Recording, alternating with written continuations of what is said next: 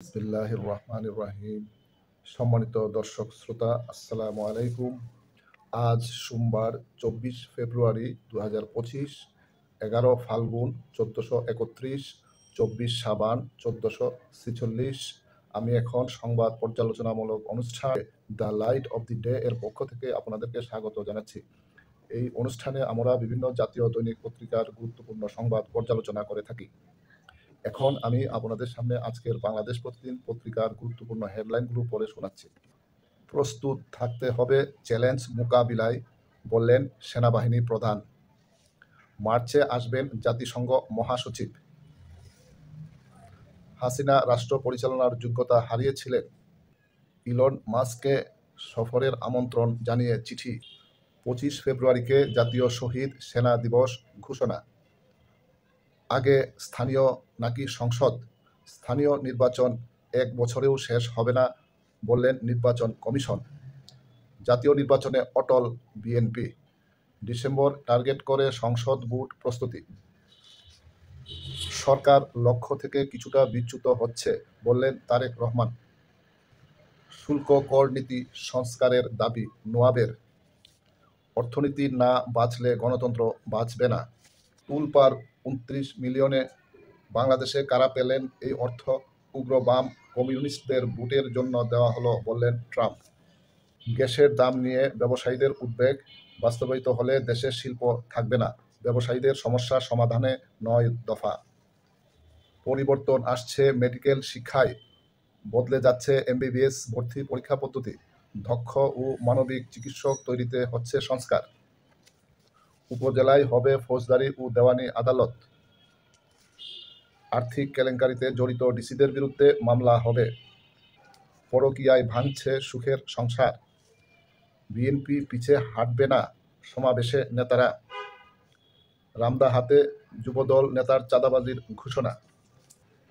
AC বিস্ফোরণে নিহত 2। S আলমের 8,000 কোটি টাকা অবরুদ্ধের আদেশ।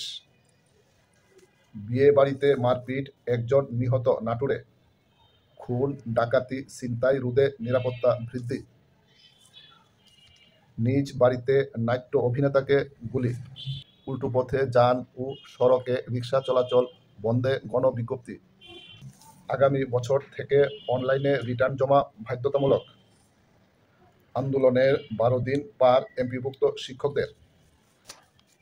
বাংলাদেশ সেনাবাহিনীতে সৈনিক পদে যোগ দিন, নিয়োগ বিজ্ঞপ্তি প্রকাশ। অসচ্ছল নারীদের স্বাবলম্বী করার অনন্য উদাহরণ।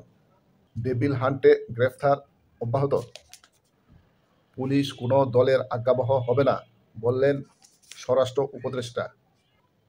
শিল্পে নতুন সচিব। 2-1 দিনের মধ্যে আরও 9 জন। সাংবাদিকতার জন্য দরকার সততা, স্বাধীনতা ও জবাবদিহি। শেয়ারের উত্থানে সপ্তাহ শুরু। সাবেক ওসিসহ 3 জনের বিষয়ে তদন্ত প্রতিবেদন 22 এপ্রিল দাখিলের নির্দেশ। শ্রমিক ছাঁটাইয়ের প্রতিবাদে বিক্ষোভ অবরোধ। সম্মানিত দর্শক, এতক্ষণ আপনারা আজকের বাংলাদেশ প্রতিদিন পত্রিকার গুরুত্বপূর্ণ হেডলাইনগুলো শুনলেন। এখন আমি আজকের সংবাদ থেকে বাছাইকৃত 2টি সংবাদের পর্যালোচনা উপস্থাপন করছি। প্রথমে রয়েছে এস আলমের 8,000 কোটি টাকা অবরুদ্ধের আদেশ। আমরা এই আদেশকে স্বাগত জানাই এবং আদালতকে ধন্যবাদ জ্ঞাপন করছি। সম্মানিত দর্শক, আপনারা জানেন যে এস আলম ব্যাংক থেকে ঋণ নেওয়ার সকল নিয়ম কানুন ভঙ্গ করে হাজার হাজার কোটি টাকা ঋণ নিয়ে বিদেশে পাচার করেছেন বলে আমরা বিভিন্ন সময় পত্রপত্রিকায় জানতে পেরেছি। এস আলম ব্যাংক থেকে গ্রাহকদের টাকা বিদেশে পাচার করে ব্যাংকিং সেক্টরে চরম অব্যবস্থাপনা তৈরি করেছেন। তাই এস আলমের সকল সম্পদ বাজেয়াপ্ত করে এমনকি বিদেশে পাচারকৃত অর্থও দেশে ফেরত আনার ব্যবস্থা গ্রহণের জন্য আমরা সরকারের কাছে জোর দাবি জানাচ্ছি।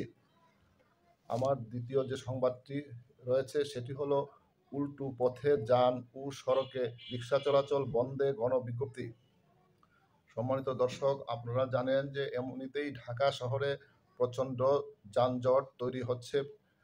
এর মধ্যে অনেক রিকশা, গাড়ি, মোটর বাইক অনেক জায়গায় কোনো নিয়মকানুনের তোয়াক্কা না করে উল্টো পথে চলাচল করেন। ফলে যানজট আরও বৃদ্ধি পায়। তাই উল্টো পথে যানবাহন চলাচল বন্ধের জন্য পুলিশ প্রশাসনের প্রতি আমরা আহ্বান জানাই। সম্মানিত দর্শক, আজকের ভিডিওটি এই পর্যন্তই। ভিডিওটি ভালো লেগে থাকলে চ্যানেলটিকে সাবস্ক্রাইব করার জন্য অনুরোধ করছি। দেখা হবে পরবর্তী কোনো এক ভিডিওতে। সেই পর্যন্ত আপনারা সুস্থ থাকুন, নিরাপদে থাকুন। সবাইকে ধন্যবাদ।